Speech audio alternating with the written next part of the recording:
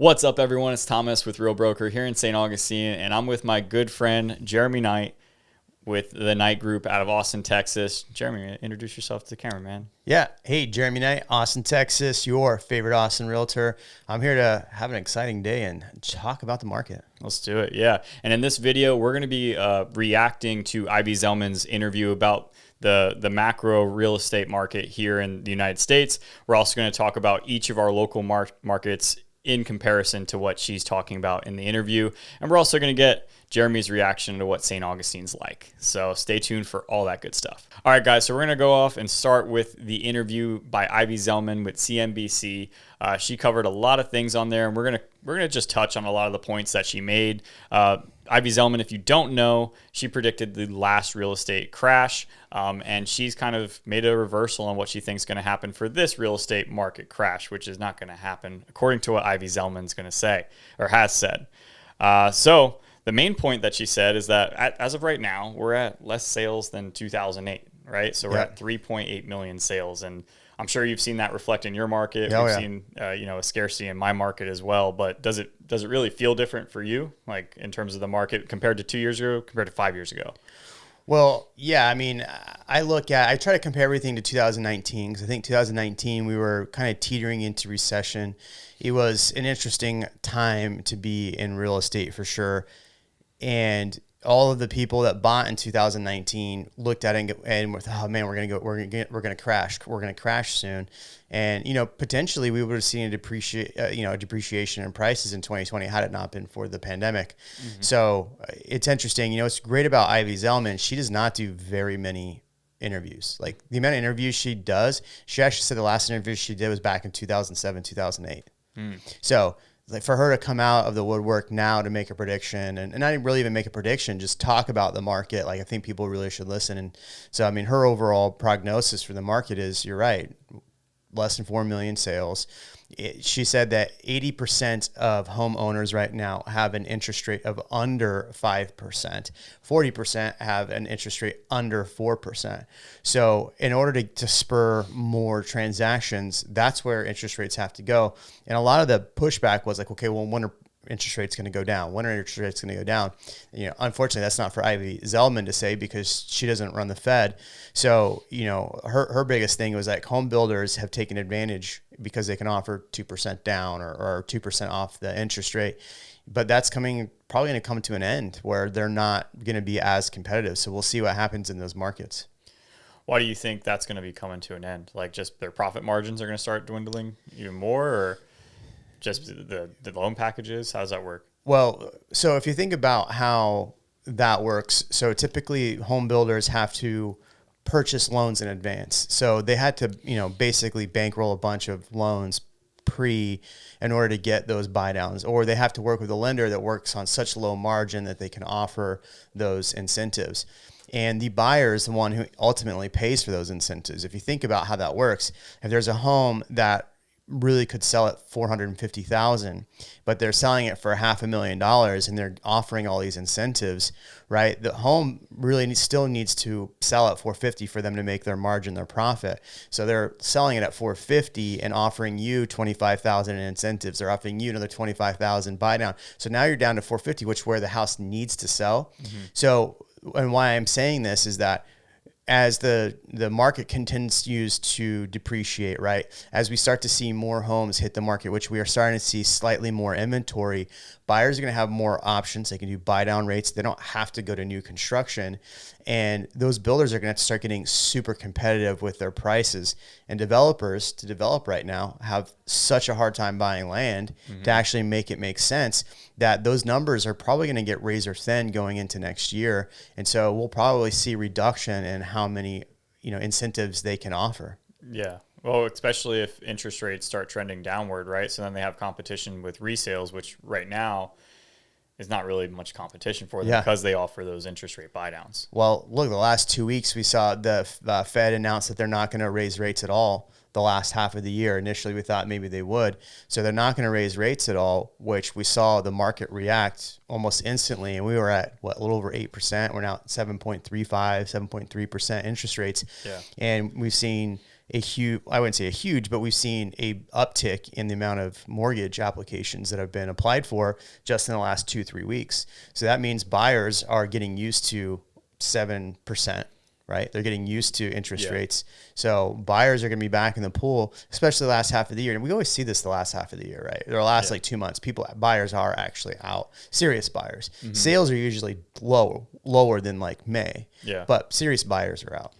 And for our, the one thing I think is probably the same in Austin as it is here is, we're starting to see seasonality come back into play, where it's not, the market's just continually going up because there's no inventory and people are buying and interest rates are 4%. So it's just like, it makes sense to just buy all day long. Right. Whereas now we're seeing peaks and valleys of pricing throughout the year, and it's to be expected. So we should see inventory pop more towards the end of the year, right? Back like 2019 was. Right. Yeah. I mean, if you look at a bell curve, right, that's typically how, like, especially the Austin market works. You see prices lower at the beginning of the year. Towards July, they're the highest, and then they come back down. Now, it's not a perfect bell curve. It's more of a almost bell curve.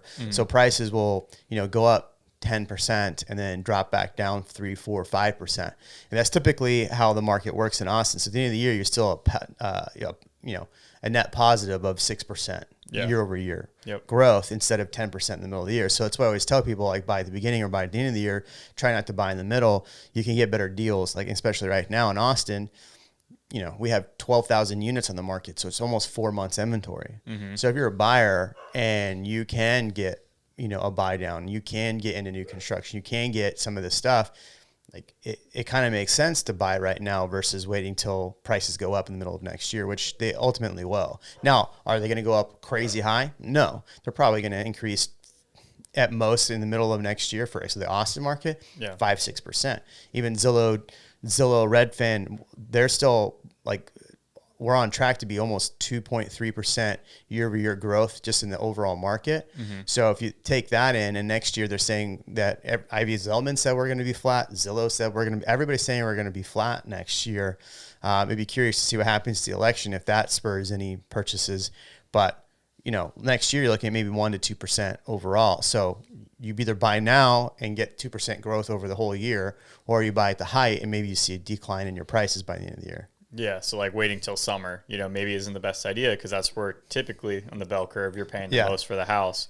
Now we don't know what's going to happen with the market, right? Like most mortgage analysts, right, are saying that interest rates are going to start trending downward, and that by before it was the end of 23, we're going to see 4.5% interest rates, what mortgage-backed securities said, right? And then now it's the end of 24, we're going to see that, so they keep moving the goalposts. And like, is that going to happen? It's, a lot of things play into that, right? Well, I mean, if you think of the height of the market last year when prices were at their highest, you still, like in Austin, could get homes at 5.5%. And imagine going from buyers getting 2.5%, 3% to 5%. That was catastrophic. Yeah. Now we look back and go, man, that, like, the math actually works out that was a better deal for the buyer to even pay at the higher price at the height of the market, and get a lower interest rate than buying now. But where do rates go in the next year? Are they absolutely going to go down? And that's why it's important to get maybe a 2-1 buy down, a 3-1 buy down. For people who don't maybe understand what that means, is like, let's say interest rates right now are at 7.3%, and you go to a builder or you negotiate with the seller to get some concessions, and you get a rate buy down. So maybe your rate maybe do a 30-year, so you drop it down 1%, so you're at 6.3%, right? Yeah. Or maybe you do like a 2-1 buy down where it starts off at like 5.5, 6.5, and then to 7, wherever the rates are. So you have 3 years of lower interest rates. So your payment's going to go up year over year for 3 years. But in that time, the whole point of that is to refinance. So you are speculating the interest rates are going to go down. But if they're not, and they don't go down over the next 3 years, you're still in at 7.3 at the end of the day. Yeah, and it's like, hey, if they go higher, well, you're still winning. You're still winning, yeah. So in our market, like we've had 7% interest rates now for over a year, right? Yeah. It's no different in Austin. It's fantastic. In our market, right. Well, at one point, going to 5 was a death sentence for the market. Going to 6 was like, this is going to kill everything, And the market's kind of, in my opinion, it's kind of told it like, no, we're good, because we've had interest rates for 7% for over a year now, and October to October, our area in terms of northeastern Florida has only gone down median sale price 1%. Yeah. Same thing in Austin. Year over year is down 1%. But if you're looking at year to date, our market has appreciated 8%, which is pretty crazy. So it's like there was really a fall, like a decline once those interest rates started to peak. I think it hit 7.3 in October of 2022. And that's really where we started to see the downtrend in transactions. And then throughout this year, it's still kind of picked up for us, which is like they recovered in the summer, right? Yeah. And now we're heading back downwards as we go to the end of the year. But in Austin, maybe similar to here, like this is also a big second home market. So like just this week, I've gotten 3 people reach out to me from YouTube, like, hey, we're looking to buy, and that's part of why. It's because, they're up in the cold and they're like, I'm getting out of here. Well, that too. I mean, think about it. People were buying second homes in Austin because what was happening? They were buying because obviously the pandemic. Austin's a cool place to live. You have all this fun stuff. Yeah. And then people were wanting to do Airbnbs and all this stuff. And now, and Ivy Zelman made this, developers can't buy more land because it's so expensive. Well, same thing with those people that were wanting to buy investment properties in Austin. The numbers don't make sense. Property tax, we just got people voted to reduce property taxes. So we'll see how that shakes out. I haven't even made a video on that yet because it's so complex. Like I really need to understand how it works, because even when I did look at it, I told people this isn't going to actually help you. Yeah. So I want to see first how it actually helps people. But so you have that. And so this doesn't make sense really as an investor to buy in Austin. So where are you looking at? You're looking at Florida. I've traveled to Florida twice in the last 3 months to look at areas where we do want to invest. Like, do we actually want to make Florida a home in the future? So that's why we're here. Yeah. But, will we end up buying out here? I don't know. Yeah. Yet we are, like every other investor, good investor, looking to see where the deals are, see where I can get some cash flow. Is it here? Is it Charlotte? It could be Austin. We have a lot of properties in Austin, but at 8% for an investor, 8.5% when you're financing a mortgage, it doesn't make sense. And Ivy Zelman touched on that a little bit and said that the deceleration on rent has been happening, right? Yeah. So can you explain a little bit more of the complication, especially in the Austin market, of why we're seeing a deceleration of rent and why that may continue or may not continue? Yeah, and her assessment is that that will not continue. And so right now, like Austin built, it was like 20,000 doors that should be coming online in 2023, which is a lot of doors for rentals, for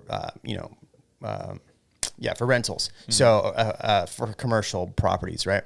And so what she was saying, and we've seen this especially in Austin, we saw a reduction in rental rates. This week alone, I've had more showings on a rental that we have posted than I ever have, being posted on the market for over 2 months, and it's this week. But the reason why is because there's so much inventory coming online. It's depressing the amount of rents that these investors are getting, especially in Austin. So investors in Austin going, man, I bought this house for $300,000. I was renting it out for $2,500. Still not making the 1-1 ratio, but I was cash flowing $300 a month. Taxes go up, and then okay, I'm not making cash flow anymore. And oh, by the way, rents are coming down. Yeah. So now I'm screwed. So that's why we see a lot of over 45%, almost 50% of the inventory in Austin is vacant. Jeez. So, a third of that is new construction inventory. 33% or 35% of our market's actually new construction inventory. The other part of that is all people that have either had an investment property, moved, whatever the case may be.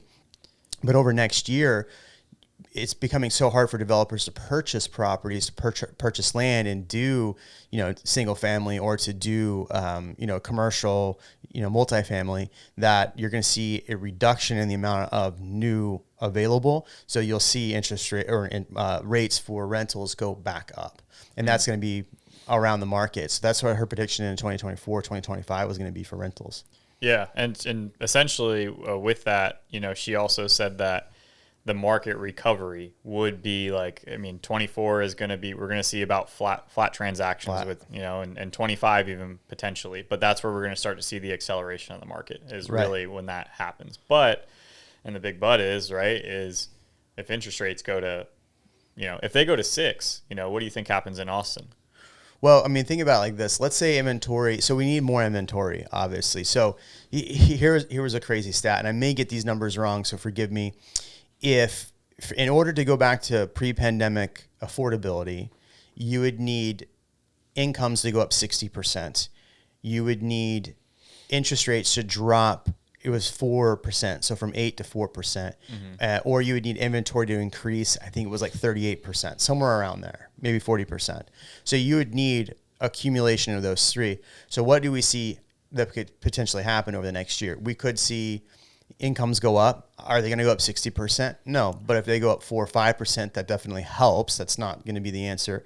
Let's say interest rates drop a full point and we're back in the low sixes. That's going to spur purchases. And what that's going to spur is people that now have to sell their home in order to purchase a new home. So we'll see more inventory. So all of those things could help affordability in 2024 and in 2025. But you need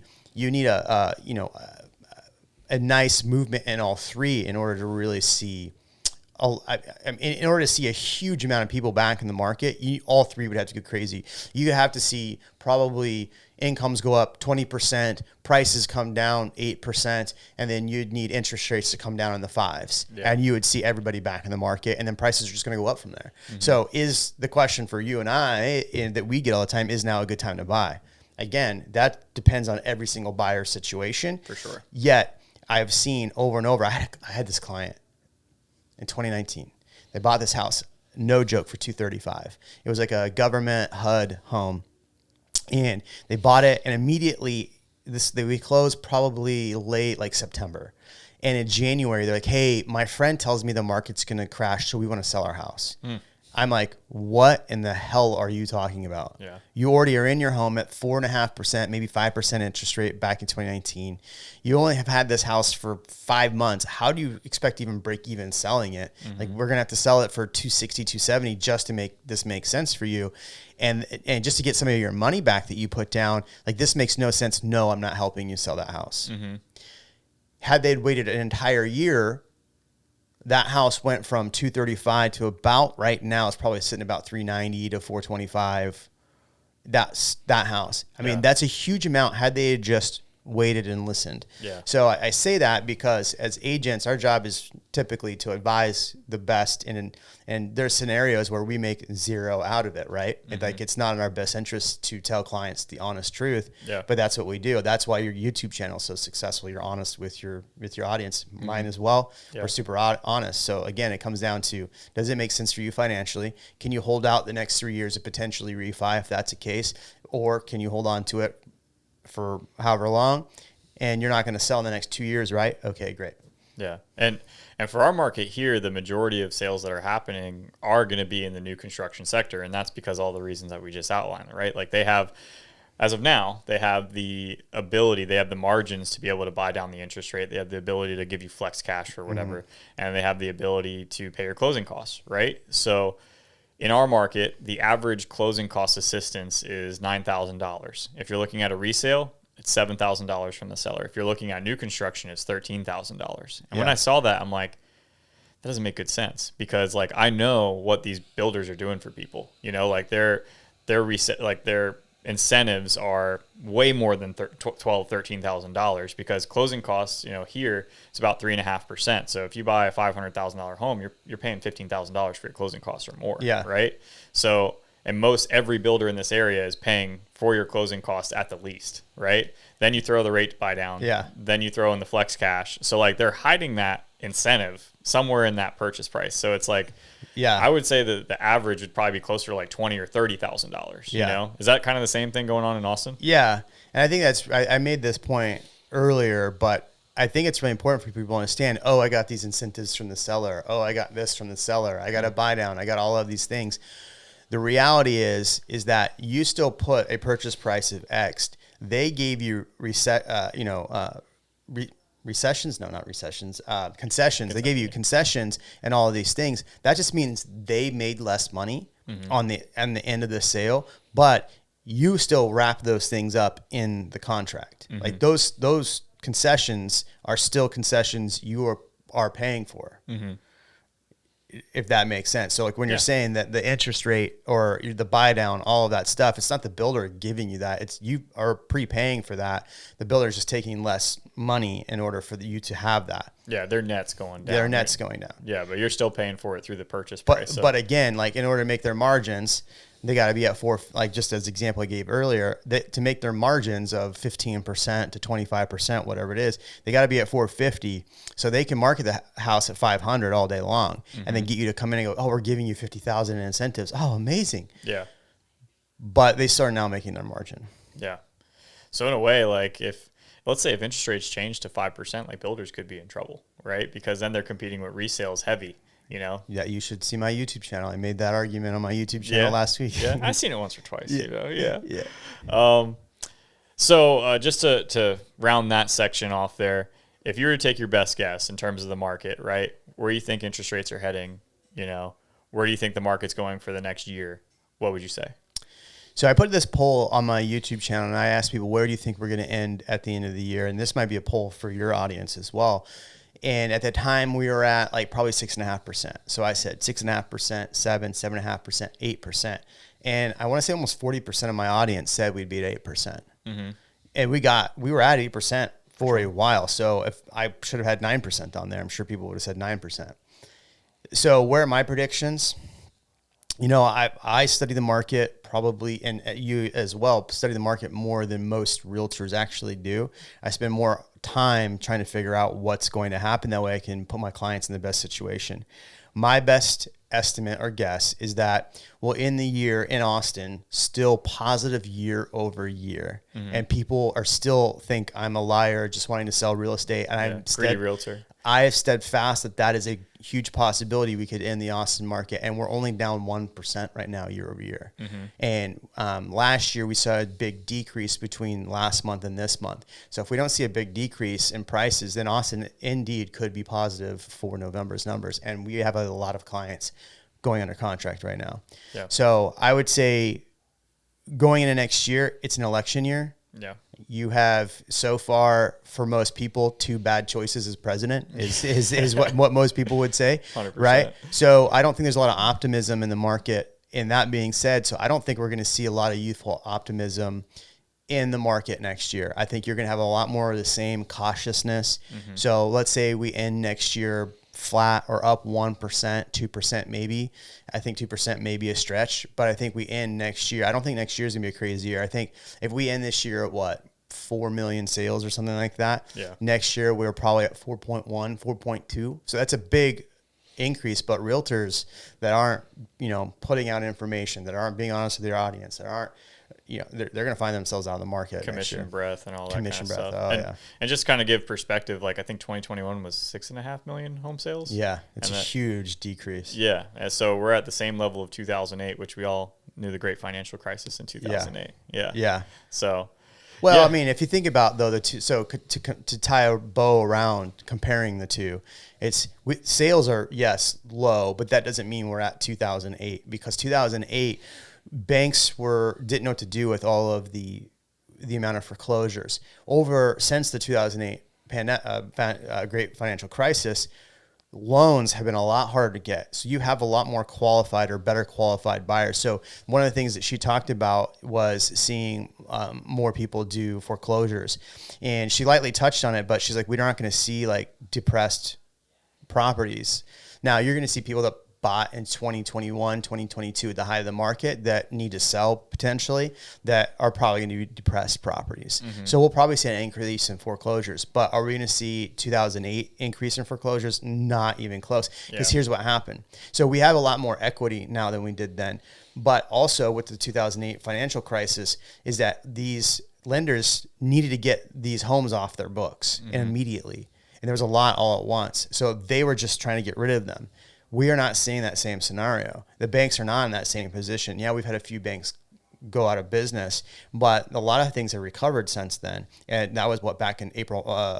Like SVB. SBV or what Inc. That was back in February or March. Yeah. We've seen a lot of movement in the banks.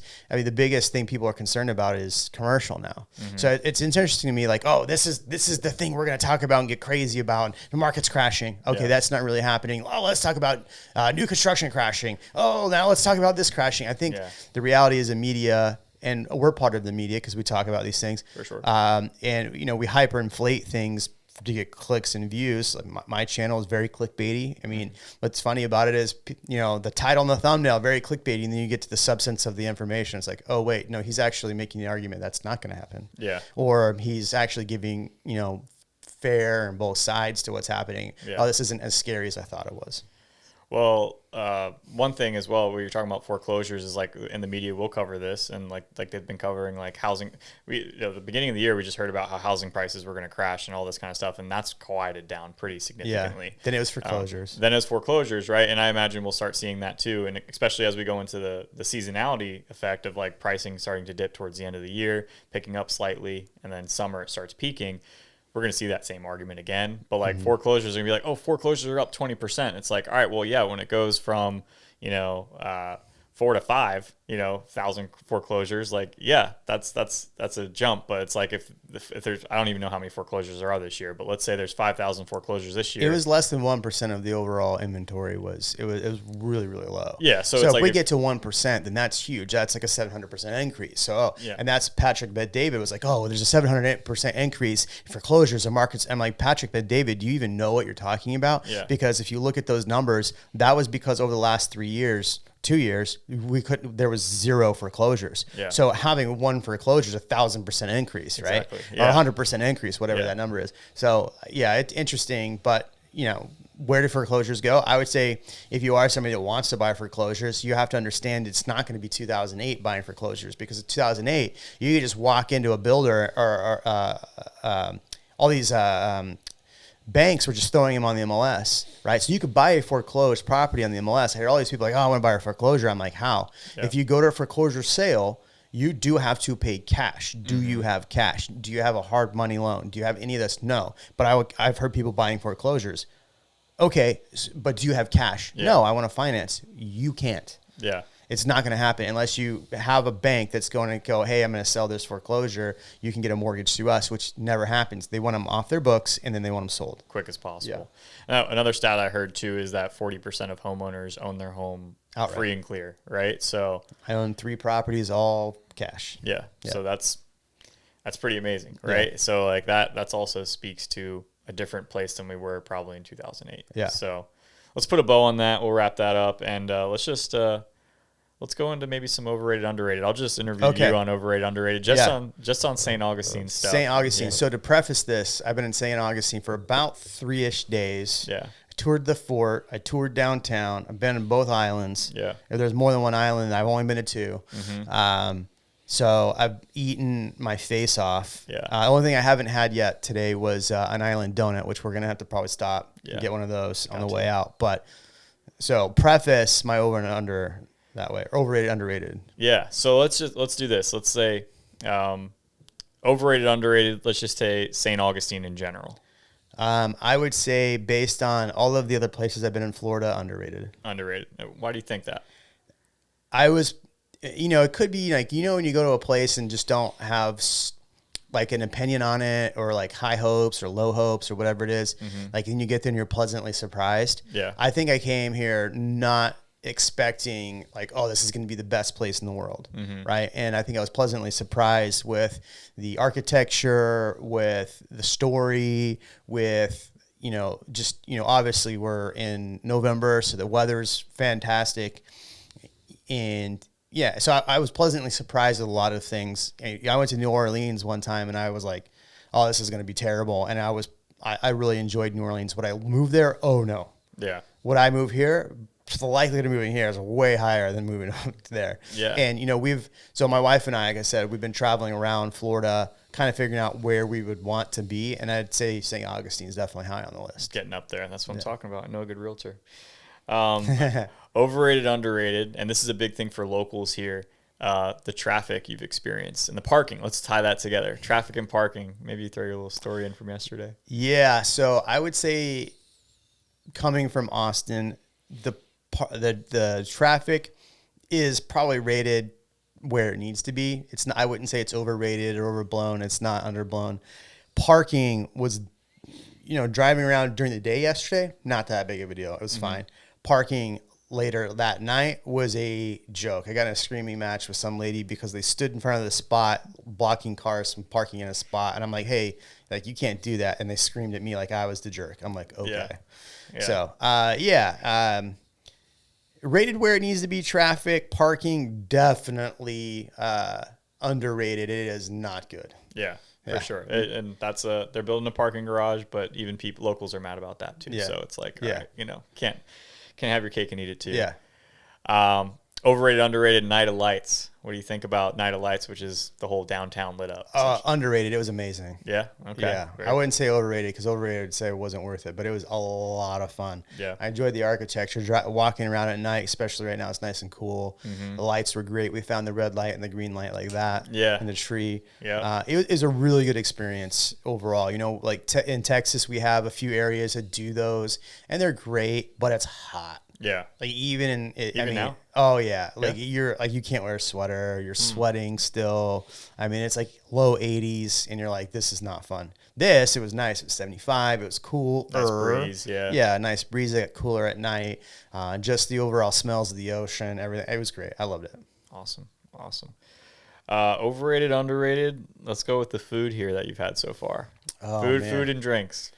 So we've been a few places, and I would say the food. So I've only been a few places. I got to preface that. I went to Mary's, which you recommended. Yep. We went to, what was the place last night? River and Fort. River and Fort. That was phenomenal. Both times we went there. I'm trying to think where else we ate. So I think it's rated Pizza Time. Holy crap, that was good stuff. Yeah, that was good stuff. The grandma slice. I would say it's rated right where it needs to be, not overrated or underrated. It hit, like everywhere we went hit. So I can't tell you if it's overrated or underrated. Gotcha. Okay. All right. Fair enough.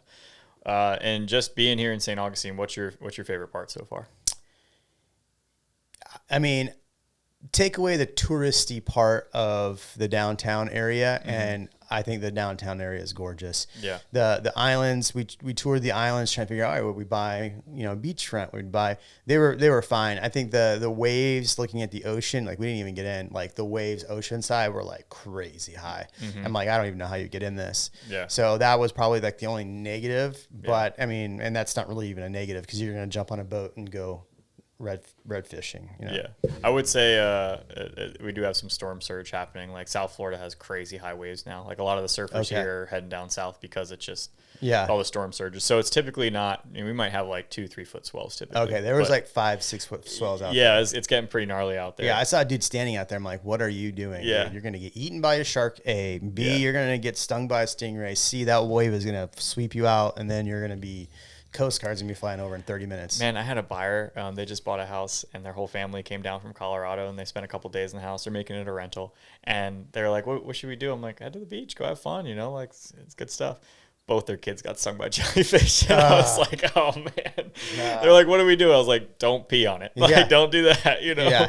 But yeah, so not exactly what you want, but I guess that's another thing that's been happening. A lot of jellyfish in the water. Yeah. Yeah, so Jeremy, man, I appreciate you being on here today. Thank you. Appreciate you coming to visit me, Yeah, absolutely. Tell the people where to find you on YouTube. Yeah, just my name, Jeremy Knight. You're moving to, just put in my name, but you're moving to Austin Realtor. You can find me on Instagram at The Real Jeremy Knight. And yeah, you can find me in those places primarily. I'm on Facebook, but I like Instagram and YouTube more. I'm with you. Okay. Well, awesome, man. Appreciate you being here. Guys, thank you so much for watching. If you got a little bit of knowledge, a little bit of insight into St. Augustine, the national market, the Austin market, do me that solid. Subscribe to my YouTube channel. Subscribe to Jeremy's YouTube channel. And, hope you guys enjoyed it. We'll see you next time.